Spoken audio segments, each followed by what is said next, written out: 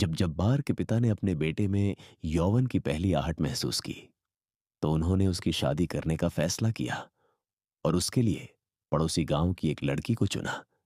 लेकिन इसी बीच जब्बार ने हंसबा की बेटी शब्बू को कुएं से पानी भरते हुए देख लिया था और वह अपना दिल उसे दे बैठा था। जैसा कि परियों की कहानियों में होता है, एक राजकुमार ने एक बार नदी में बहते हुए सुनहरे बाल देखे। उसका मन इस विचार में इतना खो गया कि जिस लड़की के बाल इतने सुंदर होंगे, वह कैसी दिखती होगी, कि उसने खुद को अपने महल के बुर्ज में बंद कर लिया और सपनों में उसी की याद में तड़पते हुए खुद को भूखा मार डाला। जब्बार के साथ भी कुछ वैसा ही हुआ। वह खुलकर नहीं कह सका कि उसे क्या चिंता सता रही है, लेकिन उसकी उदासीनता और खोई खोई नजरों ने अपनी कहानी खुद बयां कर दी। उसकी दयनीय स्थिति देखकर जब्बार के माता पिता ने आपस में सलाह मशविरा किया और अस्पष्ट संकेतों के माध्यम से अपने बेटे को बताया कि उसकी शादी का दिन अब दूर नहीं है। उन्होंने उसे बताया कि शमसुल की बड़ी बेटी जहुन्ना का आसपास के गांवों की लड़कियों में कोई सानी नहीं है। जवान और हष्टपुष्ट, जब वह अपने सिर पर पानी का बड़ा घड़ा रखकर चलती थी, तो उसके कदमों की मजबूती से धरती कांप उठती थी। घर के कामों में दक्ष, वह परिवार के लिए एक संपत्ति और जब्बार की बूढ़ी मां के लिए बहुत बड़ी मदद होगी। लेकिन अपने माता पिता की बातों का जब्बार पर कोई असर नहीं हुआ। वह अपनी खाट पर लेटा हुआ सोचता रहता और बीच बीच में आहें भरता रहता। एक दिन जब्बार की मां ने आंखों में आंसू भरकर अपने बेटे से मिन्नत की कि वह बताए कि उसके दिल को क्या तकलीफ है। जब्बार ने कहा कि उसे झुन्ना के नाम से ही नफरत है, या तो हसबा की बेटी शब्बू या कोई नहीं। जब्बार के माता पिता ने उसे समझाने की कोशिश की। वे उसकी मौजूदगी में उसकी शादी का विषय छेड़ते, झुन्ना की प्रशंसा करते और शब्बू की बुराई करते। वह ये क्यों नहीं समझता कि अंधाधुंध आकर्षण से पैदा हुई शादियां हमेशा परिवार के लिए अपमान लाती हैं।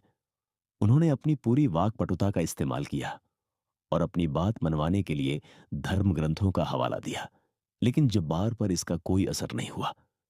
वह अपनी बात पर अड़ा रहा। अंत में जब्बार की हट के आगे झुकते हुए बूढ़े गफ्फार एक दिन हसबा से बात करने के लिए निकल पड़े। जब वे लौटे तो उनका चेहरा गुस्से से तमतमाया हुआ था। जब्बार की मां आंगन में ऊंटों को बेर की पत्तियां खिला रही थी। वह दौड़ती हुई अंदर आई।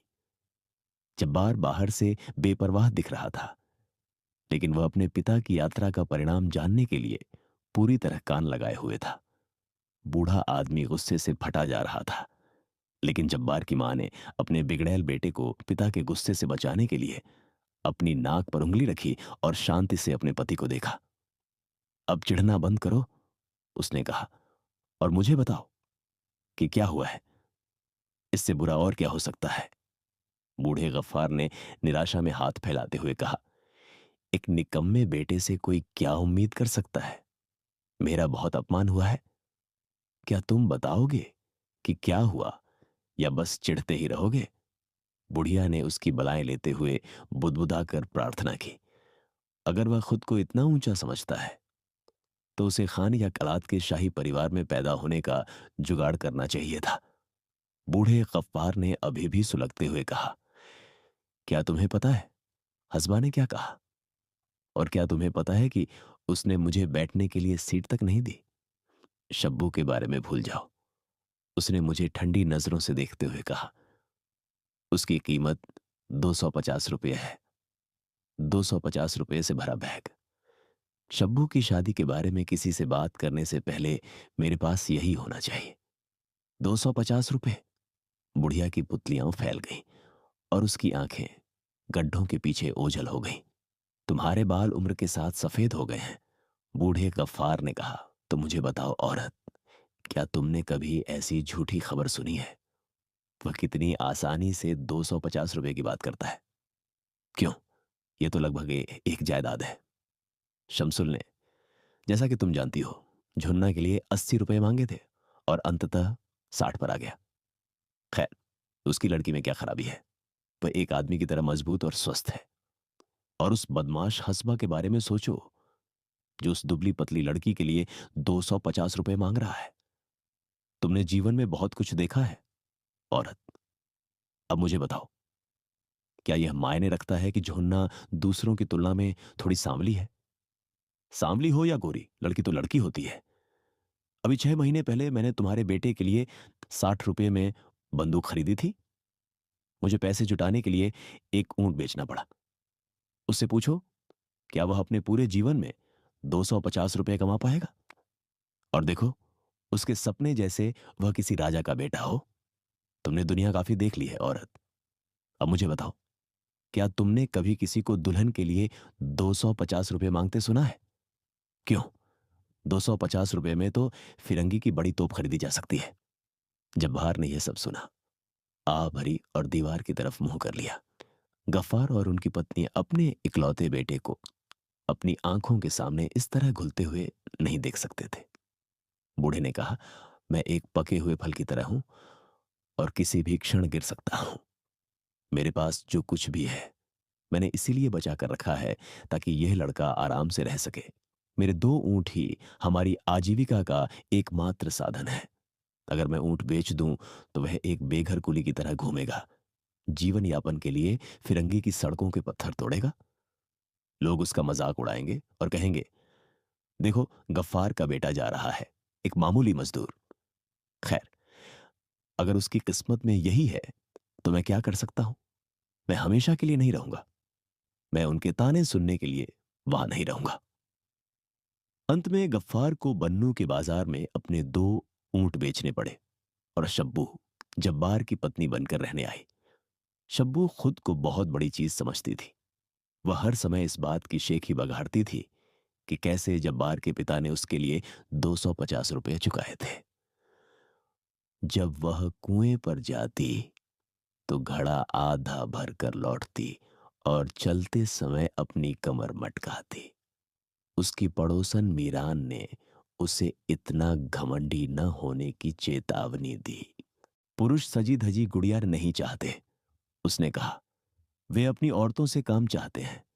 एक दिन तुम्हारा पति तुम्हें ऐसी मार मारेगा कि तुम्हारी कमर हमेशा के लिए टेढ़ी हो जाएगी। आह, तुम भूल रही हो मेरी सहेली।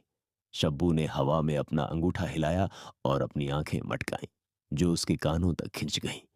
मेरे पिता ने इन लोगों से 12 कोढ़ी और 10 250 सिर्फ इसलिए नहीं गिनवाए कि वे मुझे पीटने का आनंद ले सकें।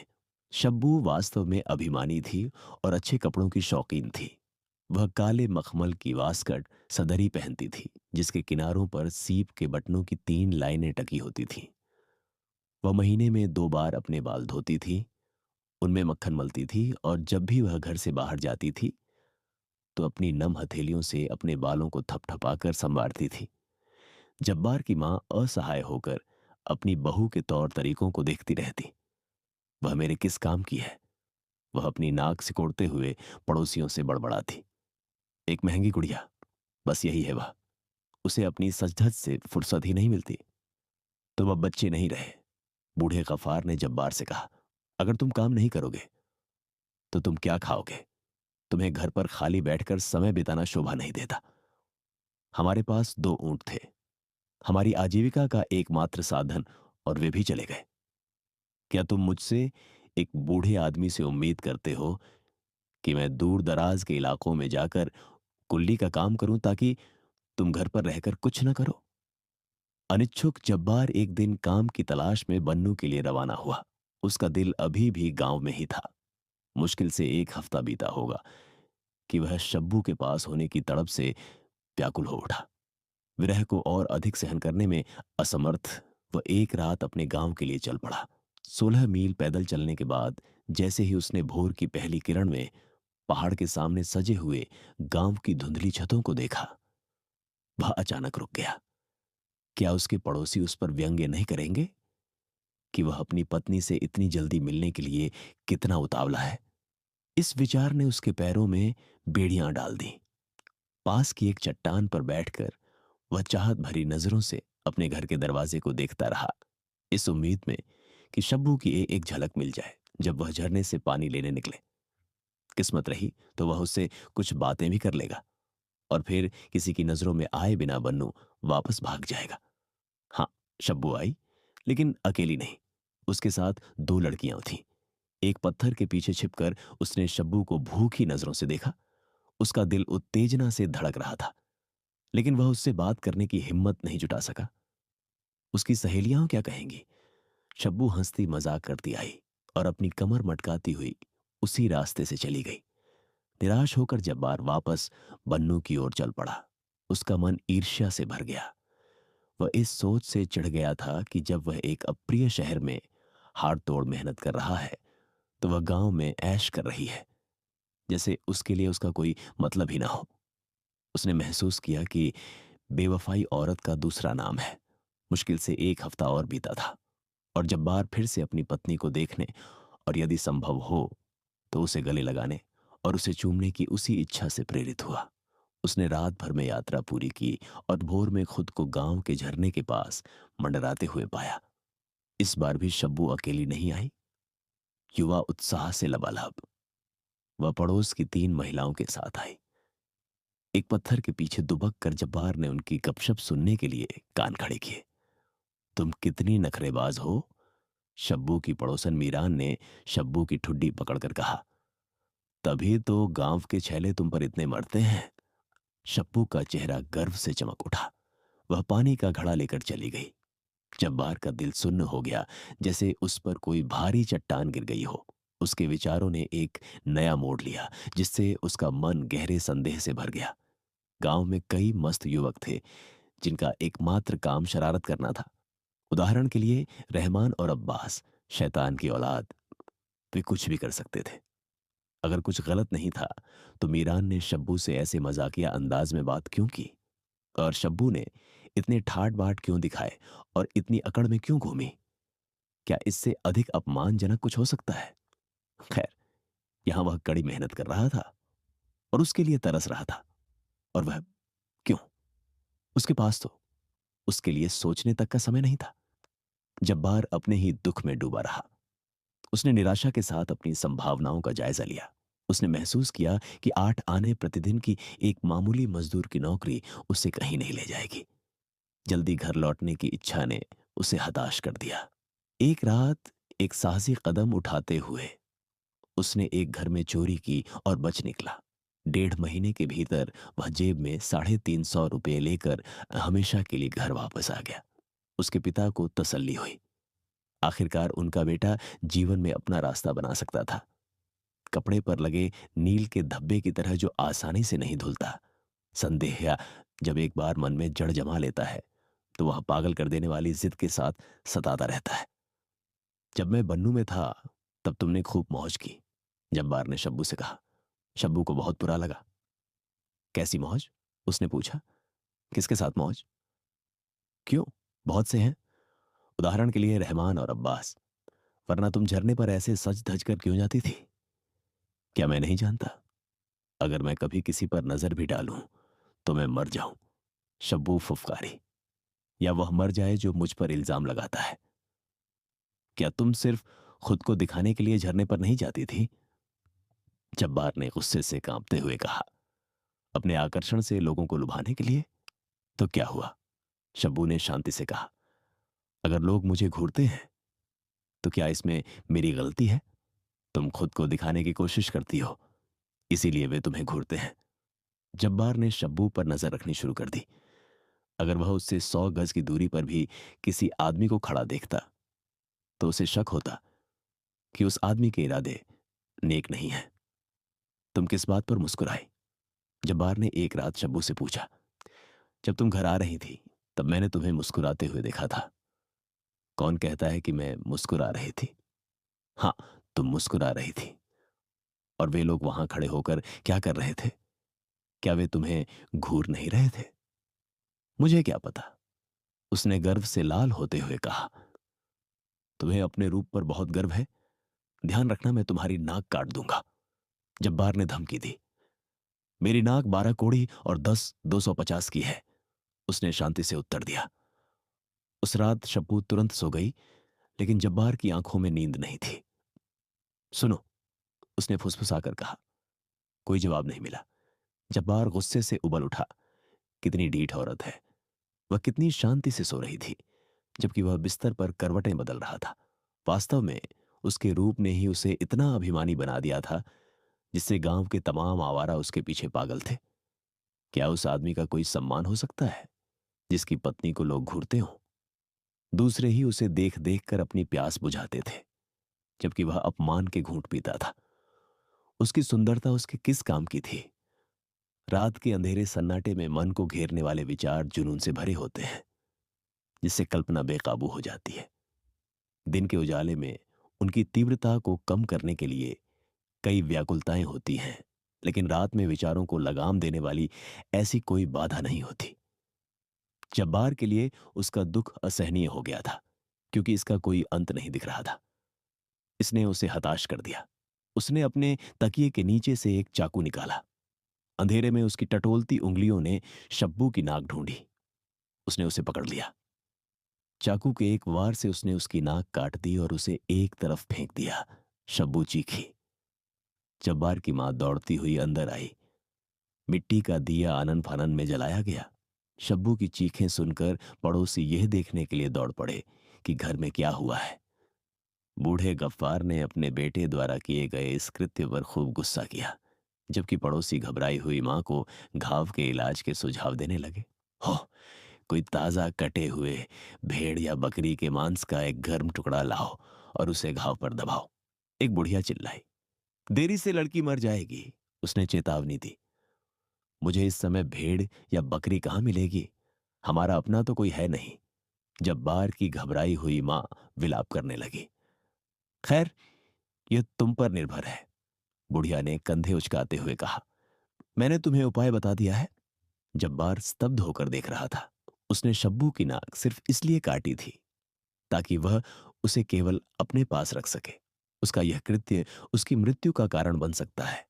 इस विचार मात्र से वह भयभीत हो गया। वह शब्बू को मरने नहीं दे सकता था। वह अब पहले से भी ज्यादा हताश था। अगर उसका जीवन ताजा कटे हुए मांस के गर्म टुकड़े पर निर्भर था, तो इसके लिए कुछ करना ही था। उसने फिर से चाकू उठाया और इससे पहले कि कोई जान पाता कि वह क्या कर रहा है, उसने अपनी जांघ से मांस का एक टुकड़ा काट लिया और उसे उस छेद पर रख दिया जहां शब्बू की नाक थी। उसके माता पिता हक्के बक्के रह गए।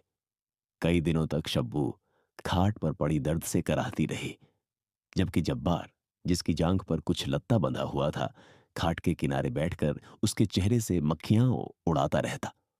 उसका चेहरा सूज गया था और उसे पानी की एक बूंद निगलने में भी बहुत कठिनाई हो रही थी। और फिर उसे तेज बुखार हो गया। जब उसकी स्थिति में सुधार के कोई संकेत नहीं दिखे, तो जब्बार ने उसे बन्नू के फिरंगी अस्पताल ले जाने का फैसला किया। एक रात जब उसके माता पिता सो रहे थे, उसने शब्बू को अपने कंधों पर उठाया और घर से निकल गया। लाठी के सहारे और अपने कीमती बोझ के नीचे दबा हुआ वह बन्नू की ओर लंगड़ाते हुए चल पड़ा। उन्हें बन्नू पहुंचने में 3 दिन लगे और शब्बू के घाव भरने में और 20 दिन लगे। नाक कट जाने के कारण शब्बू अपने मुंह के ऊपर के छेद से घरघराहट के साथ सांस लेती थी और उसकी आवाज अनुनासिक नाक से निकलने वाली हो गई थी।